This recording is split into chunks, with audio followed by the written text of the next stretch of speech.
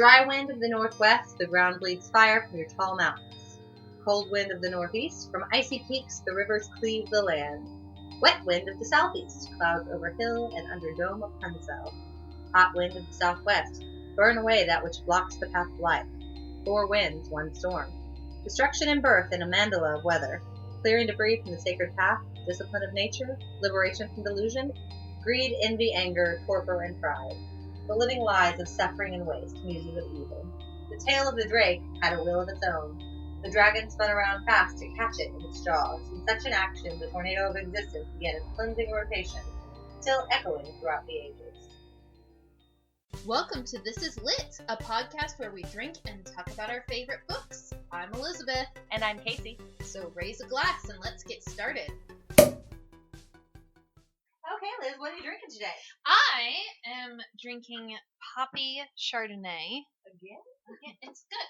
Well, you know, I called my grandfather on my mom's side Poppy. So Yes. It's meant to be. And it is Santa Lucia Highlands Chardonnay 2016. It is, it's a high alcohol content for a wine, 14%. Most wines under 13. And this has some berries, kind of an aroma, a little bit of tropical fruit. Okay. Yeah. It's, there's definitely not a lot of oaky in this one. It's a little bit more buttery. It's a Chardonnay. I like that. What? Compared to most Chardonnays. I found one. Yay. Not bad at all. I'm drinking Moscato Rubino 2017 Vint. It's from California. It's a sweet red Moscato from Madera, California. Muscat grapes, right? That's what makes Moscato. Yeah. It does not tell me the flavors in here, but it does taste very fruity. I feel like there's some strawberry-ishness to it. And it's a twist top. It's a twist top. Hashtag it's a twist top. We really need to get on the hashtag. We're starting that hashtag. Hashtag it's a twist top.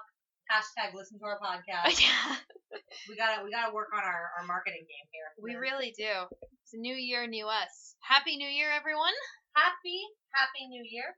And welcome to 4 Winds, 1 Storm, The Bow and Brick City by Aaron Hollingsworth. It'll take us a year to get through this one. This is a very long book. Exceptionally so. It is over 300 pages long. It's close to 400 pages long. And before you read this, please go through the index glossary at the end. It will help. So anyway, Aaron Hollingsworth is a Kansas City native. Yes. Who is a local writer who actually sent us this book. There's a very nice dedication in here. Yes, he's a lovely man. He man. sent it to me in the mail. I hope you enjoyed this complimentary copy of 4 Winds, 1 Storm. Thank you for your consideration. He sent that to us back in October. Yep. And he sent me the audiobook.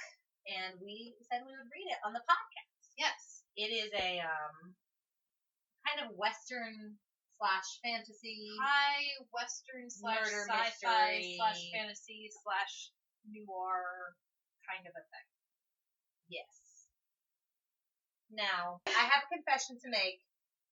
We've recently decided to instill a new rule in the This Is Lit drinking game that is our live. Because I did not finish this book. Punishment! So now, anytime someone doesn't finish a book for the podcast before recording time, since we know well in advance when recording time is going to be, we have to take a shot of hard liquor. So Liz has brought me a little skull shot glass full of the Jim Beam apple. Jim Beam apple bourbon. So I'm going to drink that now as my punishment for not finishing the novel. May the odds be ever in your favor. Odds up. Well done. Good bourbon should leave you like a good man, like satisfied and gasping a little bit. Wow, okay. Gross. Anyway. All right. I didn't finish. It would have been better if it was just regular bourbon. I was wrong. I should have done regular. You should have done But I thought the flavor. I brought Jameson. I have a flask in my I don't need any more. I don't need any more shots. Jesus Christ.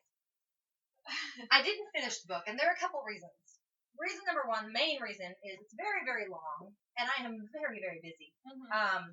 We both work for a murder mystery company in addition to our regular full-time jobs.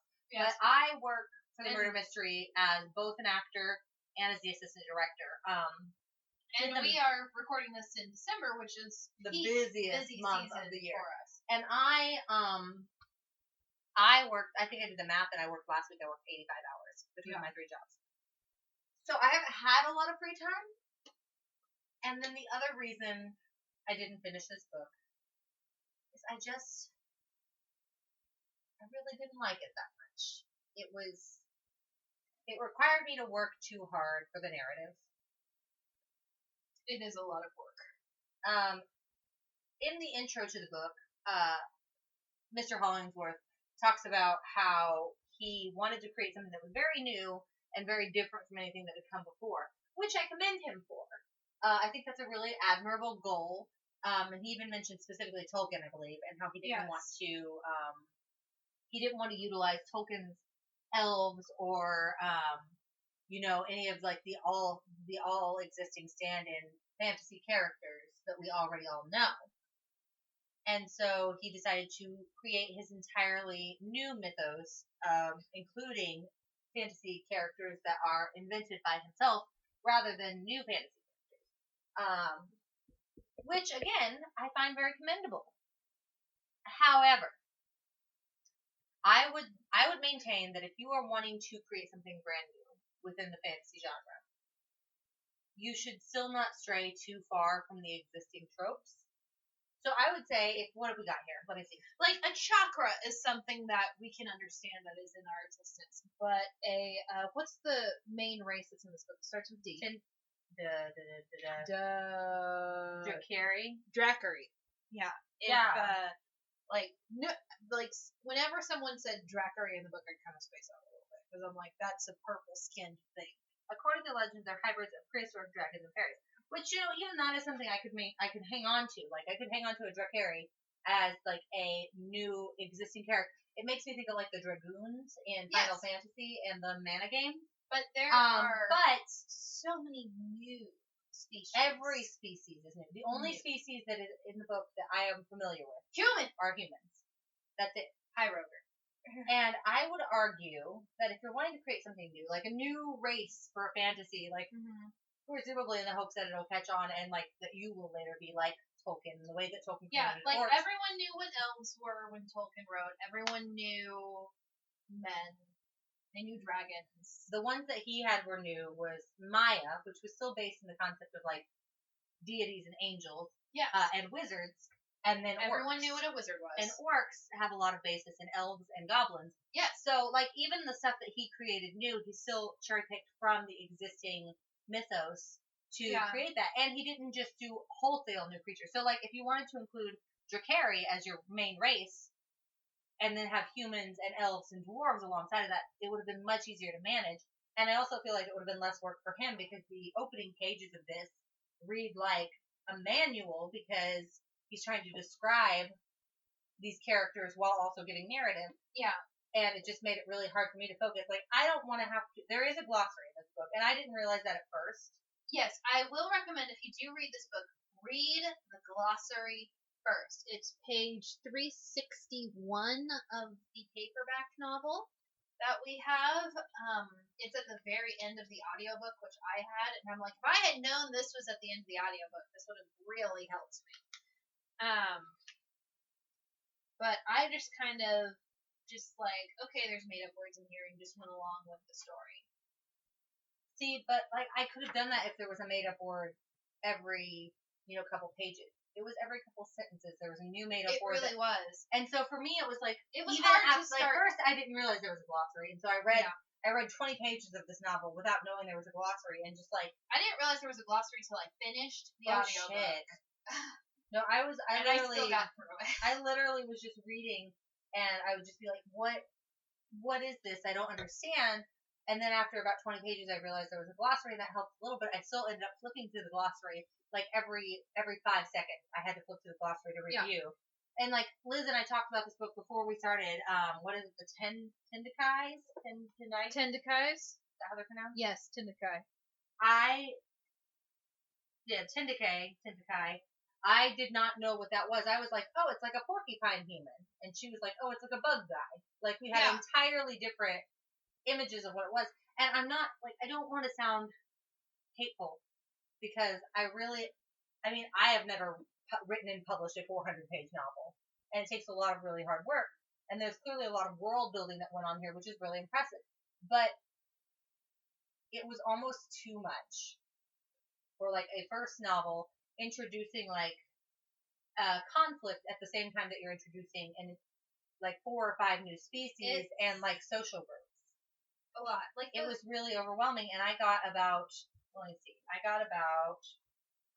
the book? No, that's not where I got to though.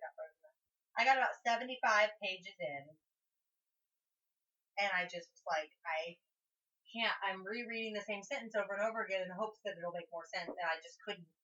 And with how busy I was, I just kind of dropped it. And I felt really bad, and I really appreciate what the author's trying to do, and the general plot is really interesting, but I was too distracted by all of the things that were going on next. The world building in this book is incredible. There's a lot of world building in this book, and when you do read it, you do realize that nothing in this world is similar to what we have in our world. Right. And that's what makes it really hard to read. Right. Like, I definitely, I see the value of, like, creating a unique and new world, but there's got to be some basis in existing, like, things that we know. Like, you can't, like, if you were to go to some tribe in Russia that, like, lives in igloos, and they like, have an entirely different lifestyle than you, and you were to go there, and you were to just try to describe palm trees to them, where would you start? There is a place where it is sunny and hot. Sunny and hot, right. So she started with the sun, which is familiar to these people, even though they live in, like, an endless winter. Yeah. They know what the sun is.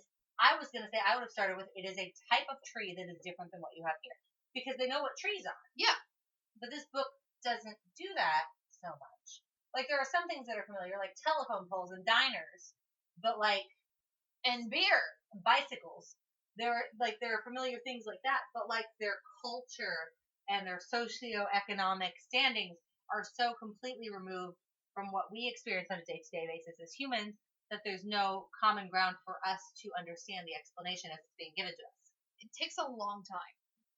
And I didn't really have the patience for it with how busy I was, and I felt bad, but yeah, it's just a lot. That said, yeah, we are still going to go through the novel and the general plot of the novel, because, again, I'm very impressed with the world building. Yes, I'm very impressed with the world building. I'm very interested in the general storyline. Yes. Because the main storyline is that there is some group of people that is attacking and magically blinding. The Magic Mafia. A Magic Mafia is their known alias. They are attacking people and magically blinding them, some of them even killing them. Yes. When they rob them. Yes, they're all robbed of valuables, of course. And so it's a basic mugging, and the beginning of this book starts with a victim of the mugging, where the mugging goes wrong, and this person dies because they were stabbed in a major artery in their leg, and they bleed out. Who is he, though? Is he like a dragon man? Drake here? Drakery. He's a Drakery. He's like a middle-aged Drakery man. Yes. And he gets blinded and then murdered, and that's the prologue to the book. And then we start with Rev and Will. Yes. Hendon. We start with Hendon and Will. And Will comes to Embronil, which is the main city that they're in, to make a name for himself, to find his teacher again. Because the teacher's like, you'll find me again when you make a name for yourself. And Hendon is with him, and Will is what's the word? Tendai. A buck. Yeah. He's a porcupine. And so from what we understand, Tendakai, that's what they said in the audiobook. They have quills on their head, they have wings. But there's a variant that is wingless, and those are called bucks. And they do not, in their culture, they do not rely on theurgy or magic. This is a non-magical culture. Yes. And then Hendon is a big silver man. Will is ostracized because he has some kind of innate theurgy. And Hendon is a, like you said, magic metal man, and he has gold running through his veins. Precious stones for eyeballs. To me, he came across as like some kind of metallic gold. Yeah. He is a metallic golem. That's exactly what he is. Understand. He's a metallic golem. Instead of being made out of clay, he's made out of metal. Or stone. And Will seems kind of like, the audiobook person, Will is kind of like the country boy stereotype. And Hendon is also kind of like a loose cannon. He is. He seems like he's like the kind to like break off and Did you get to Roger? Yeah. Maybe. I don't know. Maybe? The black vest? Okay, you did not get to Roger. I got to Polly. I love Polly. Well, kind of so-so on Polly. I'm like, I love her and I hate her at the same time. Yeah. Anyway, Will is he is the country buck, and Hendon is he reminds me of kind of like a Hindu medicine man kind of personality, where he's very calm and everything, and he takes everything very logically, and he can think about things really logically, and he is kind of Will's rein it in, which is nice. But they come to solve the problems of the Magic Mafia, of these muggings and things like that. And then we meet Polly, who, her name is Polygon, which that did not escape me, Mr. Hollingsworth. But but Polly, she's a Dracari. She is. She is a Dracari, and she is a blood theurgent, which means she can control blood. So she's like a blood mage. Yeah, she's a blood mage. And she is young. She's like, what does it say she is? She's like 18, 19. She's young. I don't know. One of my least favorite lines in the entire story was indicative of her age. She was at that age where girlish cuteness was betrayed by womanly endowment. I hate to say this because... Actually, no, I don't hate to say this. You can tell Polly is written by a man. Yeah. It's very obvious that she's written by a man because it talks a lot about her physicality. And I mean, that's part of characterization, and I understand that. Mm-hmm. But it's maybe a little overemphasized. And as a woman, that bothers me. Yeah. I like her as a character. I like that she is feisty and wants to get stuff done on her own, and she's knowledgeable, and she can do stuff on her own, and she is arguably the most powerful member of the ragtag troop that forms. And she's also the youngest, and I enjoy that. And I kind of also ship her and Will really heavily. But, yeah, that's kind of just, you can obviously tell she's written by a man. Yeah. And then we meet Polly, who is running from something, we don't know what, and she witnesses a murder of the Magic Mafia. Right. Will gets the wrong impression, thinks she's a member of the Magic Mafia, tries to detain her, and they all end up in court. Nope. And they are given a choice between paying a fine or winning their freedom in a combat situation. Which... They go into combat, right? They go into the combat, and that... Obviously. When they're in jail, they meet Roger, who is a black vest, and he consistently wears a helmet. What's that mean? Roger? A black vest is a specially trained military force. Okay. But he looks like... And he's the only human of the troop who's a biker. And so he offers them... he's like, hey, you want to fight this thing with me so we can all get out sooner? Polly accepts because she wants to get out of town as much as possible. She's trying to keep a low profile because she's in hiding. And Will and Hendon are like, yeah, let's get out of here. And so they fight this monster, and the four of them, they win. Everybody, it's like a big epic battle. Everybody loves it, and they need a team name, and Hendon calls them Four Winds, One Story, which is a bit of a mouthful. They win their freedom, and then they get a special investigation license in order to help the police in Emerald investigate the Magic Mafia. And then they go and interview people, and you discover that a lot of these people lose their sight, but the thing that they have in common is, like, all of their watches are stolen. I'm trying to make sure I get all of this straight. And that they're magically blinded. They're magically blinded. And I'm trying to make sure I get all of this straight because there is a lot. And so there's, of course, people trying to stop them. You learn about them. And the interesting thing about this book is that the author shifts perspectives all the time. It's a very kind of omniscient third-person narration, which is really interesting. But it's kind of hard to keep track sometimes. The overall plot is very, very good because they have a lot of, there's a lot of action and adventure in this book. It's told in 3 acts and 3 parts. Each part's a little over 100 pages. And so they start going to investigate. Roger and Will team up and go to investigate and talk to people about what they found. And Polly and Hendon go and investigate. And there's attacks that happen. Like, people don't want them finding anything out, so things happen.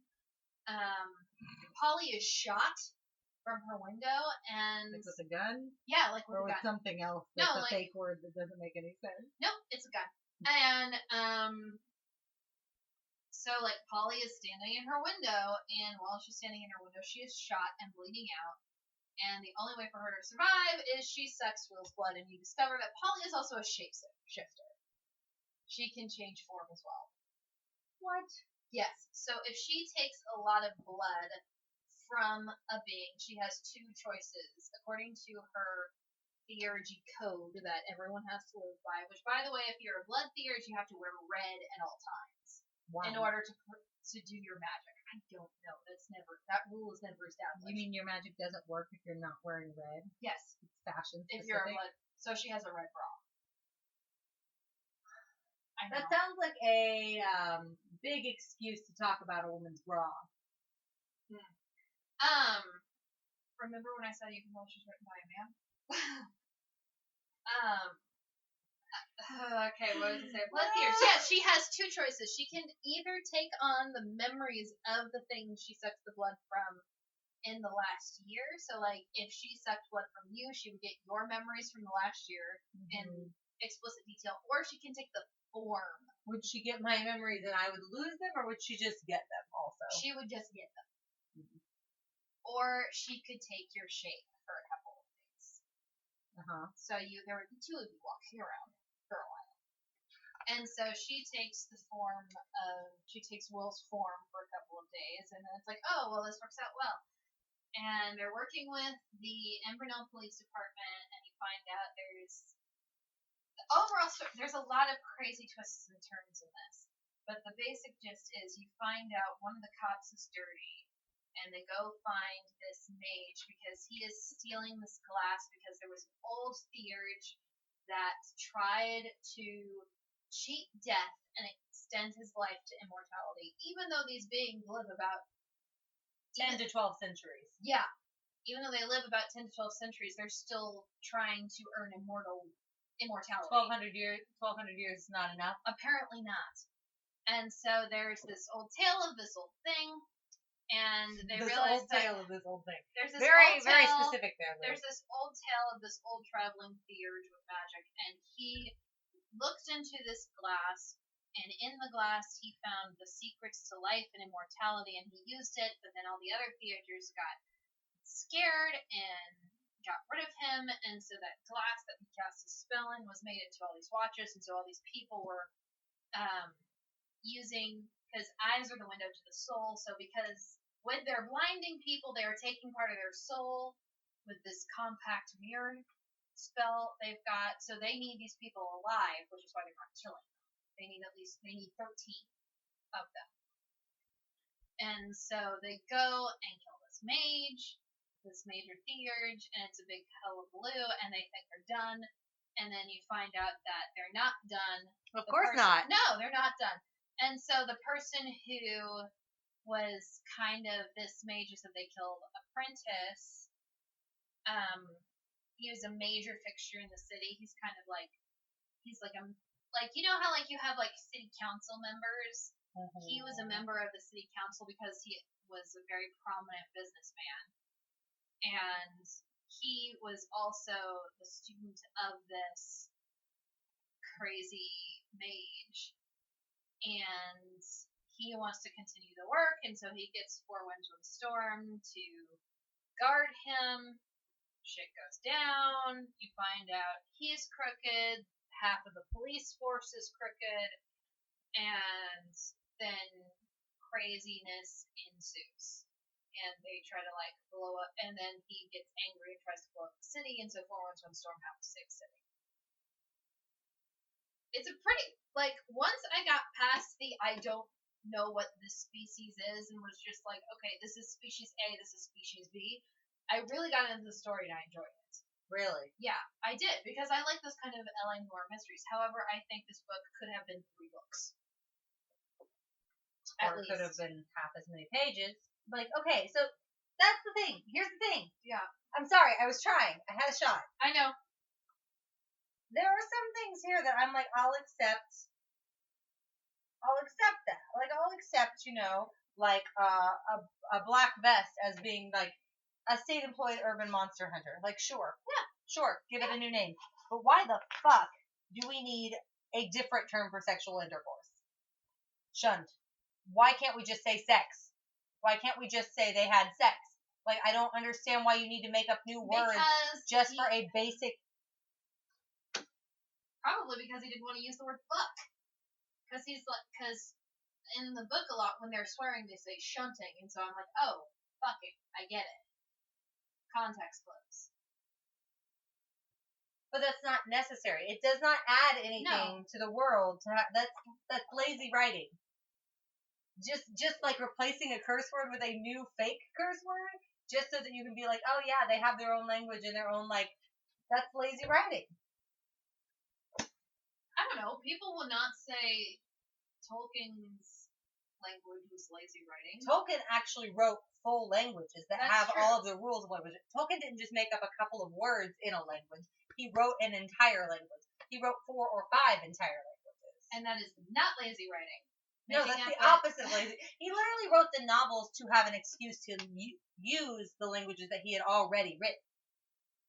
You can learn those languages in full and have conversations in them. Yeah. It's not just words just randomly thrown in there, and then you have to figure out what it means. Like, listen, Shakespeare invented new words and new turns of phrase, and stop looking at me like that.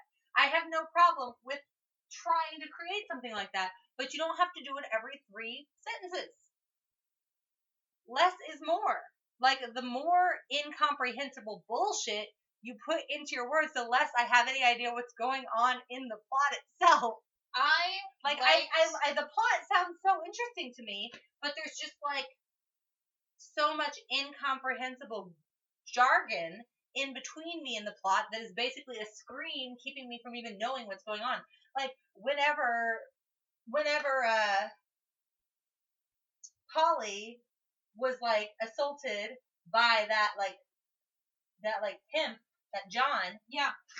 It took me 20 minutes to figure out that he was a John because they used some word like flesh stealer.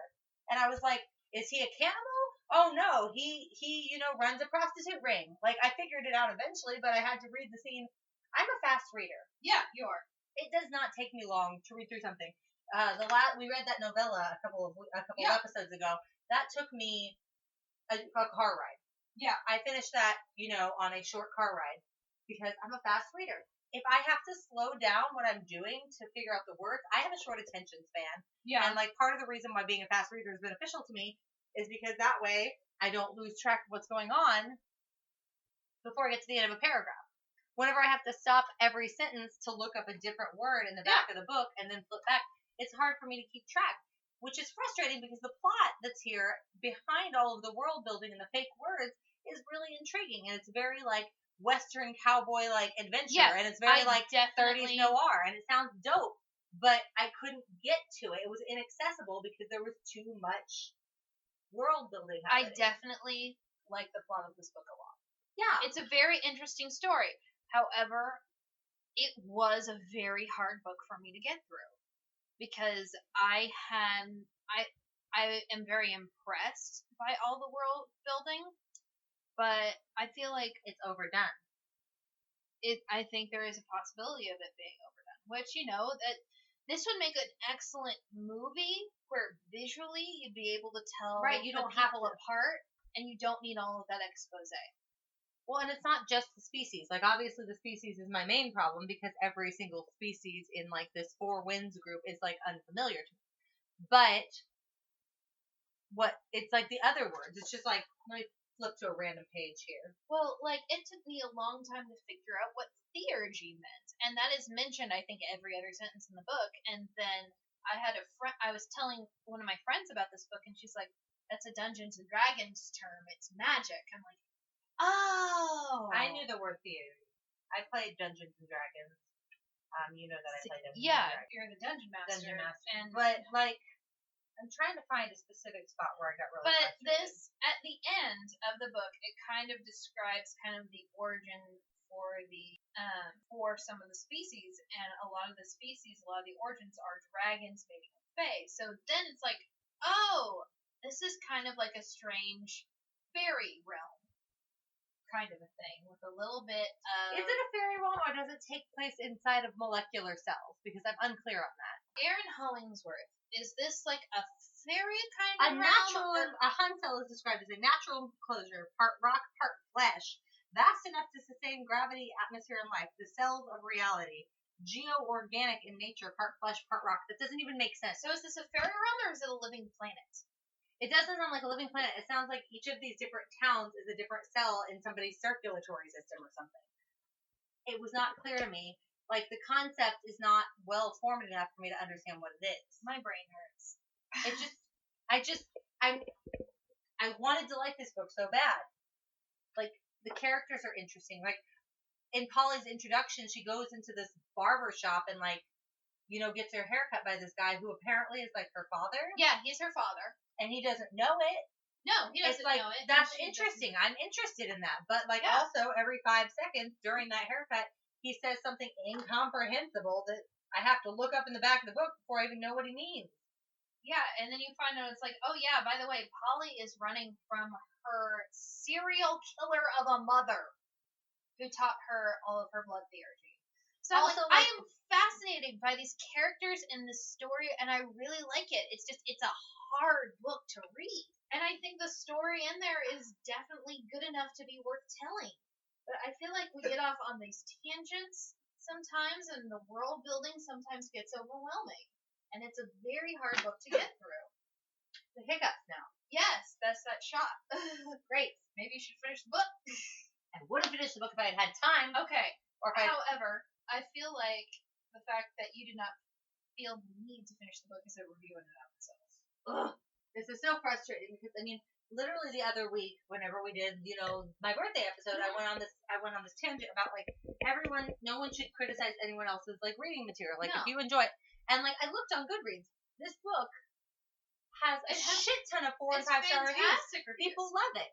And, like, I'm glad that they love it. I'm glad that they're apparently smarter than me enough to, like, comprehend this book. But, like, I got a headache reading this book. I got frustrated because I'm like, I don't know what anybody's talking about.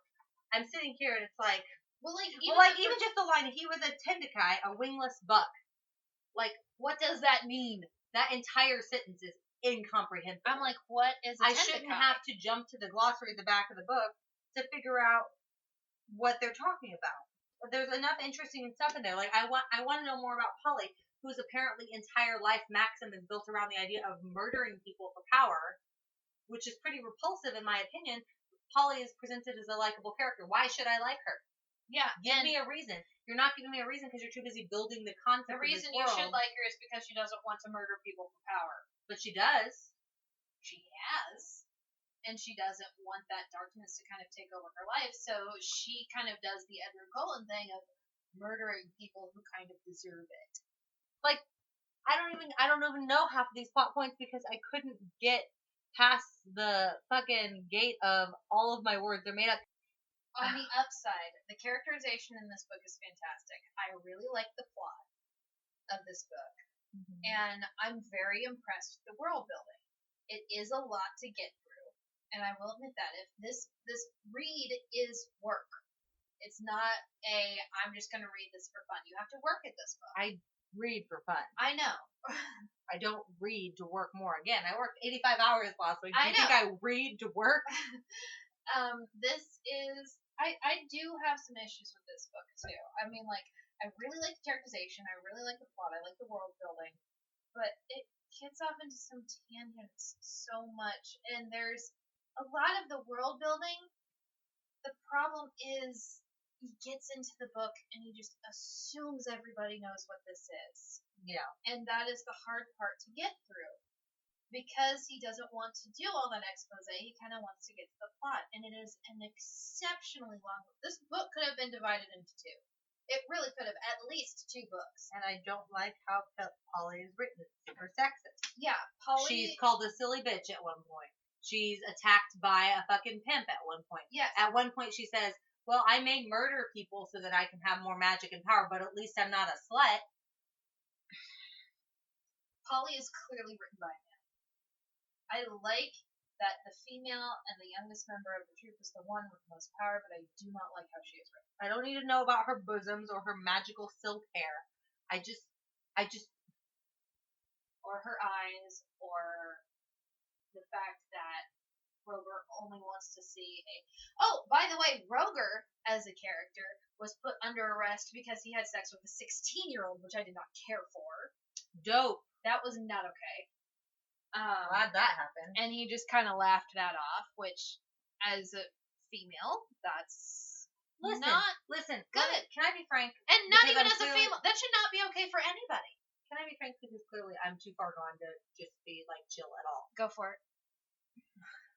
We all want to be the next J.R.R. Tolkien, okay? Like, that's the dream. Anybody be the next Molly Harper. Anybody who writes wants to be someone who creates something that is so intrinsic and so embedded in the culture. J.K. Rowling, she comes along and she writes these Harry Potter books. Harry Potter is so embedded in our culture now. Even people who haven't read it know references from it. You could call somebody a muggle who's never even touched a Harry Potter book, and they probably are going to know what you mean. Like, there's nothing wrong with making up worlds and making up names and words and characters that are not something that are familiar. But you have to have some kind of basis in reality, or there's not going to be anything for anyone to relate to. It's very frustrating because I see a solid concept behind a paywall of glossary terms that don't make sense to anybody other than the author.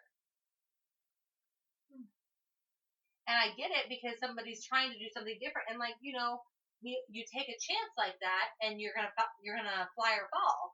I came into this review and I didn't want to trash a book that I didn't even finish. I really didn't, especially whenever it's a local author and again someone who has written 400 pages of novel that I've not published anything. I have several novels on my desktop, but none of them are edited. And this is a 4-book series so far. He's got 4 out already? He's got 4 out, and he's obviously very passionate, and he has a very clear vision, and I applaud that. That's fantastic. But it's not accessible. It's not accessible. You can't expect audience members who have never heard of a Tendakai or a Drakari to be able to jump into a novel full of those characters without any kind of... And I know in the beginning and this got frustrated me in a different way, in the beginning there's descriptions of the characters within narration. Yeah. And listen, every book has to describe its characters, whether it's this or Bridget Jones's diary talking about how she's a chubby blonde looking for love. It has to happen at some point. And Mr. Hollingsworth clearly made an attempt to make it a natural flow of the conversation. This was he brushed his yellow quills back from his forehead. Sure, that tells me that this character has a quilled head. Great, that's good. But it happens so frequently. It's the same thing as the world building. It happens so frequently that it started to get frustrating and impede my understanding of the narrative. Yeah. The same way that introducing a new word every 3 sentences, it's every 3 sentences you're telling me about the ebony eyes and the indigo skin of the Drakari. It's a lot. It's too much. But to be fair, since none of these species are anywhere near human, that description has to happen a lot. It does, but if it does, I kind of would argue in this situation, it would be better to just straight up understand that your audience doesn't know what it is and like dedicate a paragraph to describing it instead of like trying to sneak it in And just do alongside it once. Yeah, instead of being like the Tendakai brushed his like yellow quills out of his eyes. Well, even Should be like a Tendakai is a lizard-like creature with quills on its head and leathery wings. Some Tendakai don't have wings and they're called bucks. Will was one of the bucks, and this is what he was like. kind of like, you know, like even in like Harry Potter, Harry is completely new to the wizarding world, and so like when he meets a house elf for the first time, she takes a good 2 paragraphs to describe what a house elf looks like. Instead of trying to sneak it in, like, I mean, in normal writing, whenever you're writing about normal humans or normal, like, mythological creatures that everyone already knows, everyone already has a shorthand for it. Everyone knows what a unicorn looks like. Like, if Liz were to describe me in her novel, she'd be like, it would be fine for her to say, Casey brushed her bright orange hair out of her face and smiled a very snarky smile, like, whatever. It was longer than usual, she smiled, but it didn't touch her eyes because her eyes said murder. Yeah, so that's fine, because I'm a human being, and everyone knows what a redheaded human looks like. But whenever you're describing a creature who is brand new, you need to step back from the narrative for a moment, tell me what I'm looking at, and then jump back into the narrative. Otherwise, I spend the next 3 paragraphs trying to figure out what I'm looking at while they're also telling me important plot details, and that's too much for me to take in at one time. Can I tell you, though, one of my favorite things about this book is Will's gun. The double-barreled Mark Twain. That's what's on the front. So you hold it like this, and you can do like the top and the bottom, and it shoots 2 rounds at once. And I'm like, that is wonderful, but I'm like, that is a cool thing, and I wish it worked in real life. Physics be damned. It wouldn't work for a human. No, it wouldn't work for a human. Pull a trigger. It wouldn't work for a human, but maybe for a Tendakai it would work. So, like, again, I'm not trying to trash this. Like, it's a local author who wrote and published successfully a 400-page novel, and then apparently 3 other 400-page novels. Like, that's dope. And like, again, the Goodreads has reviews that are like 4 and 5 stars. People are enjoying this. It's just not for you. For me, it was just, I have a really short attention span, and I'm a fast reader. Whenever I got tested, this was way back before they had those scholastic, like, you fill in the bubbles on the computer test. I got tested. It was Mystic Mafia. I said Magic Mafia. Where you had to read out loud, and, like, they recorded you, and then they played it back and listened to it and stuff.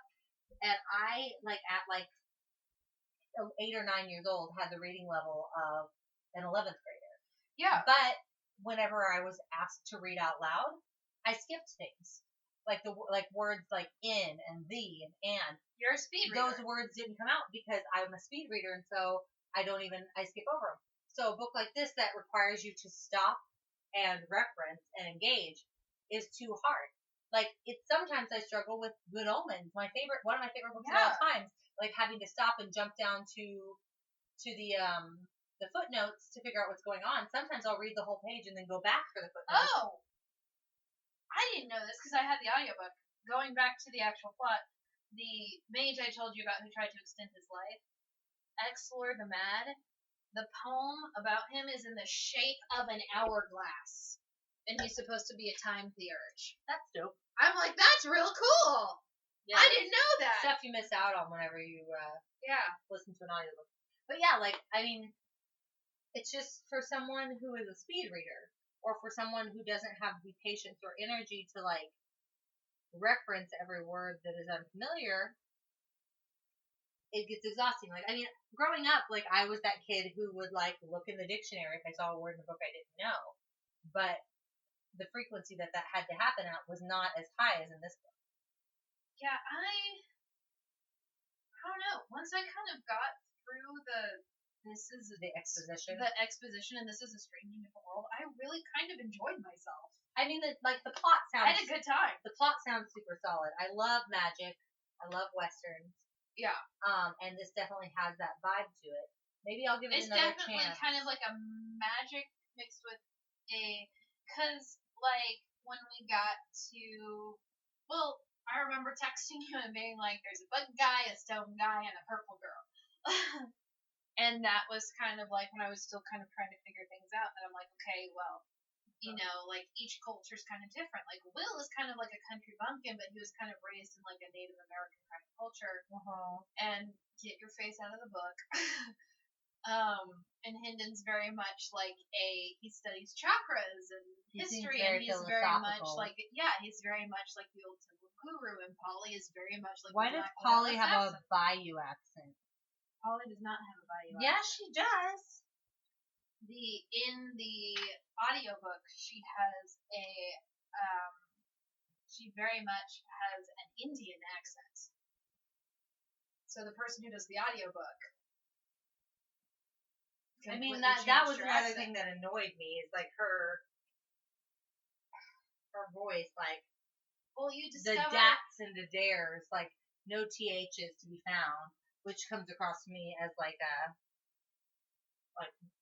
New Orleans, like, that dare is a voodoo doll, darling. She, in the audiobook, she has a very heavy Indian accent. The person who, I believe it's Steve something, and he gives her a very heavy Indian accent. And Hendon's very polished, Will's very southern, and Rover is very American. I don't know any other way to describe Rover's accent. Just the way her accent is written in the book is distracting.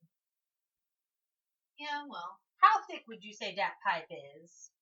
Can your axe cut that, Rover? And the person if Will were to jump out there and use it, the person who does it, like, says the D's, but they roll the R's. It's definitely very Indian in the audiobook.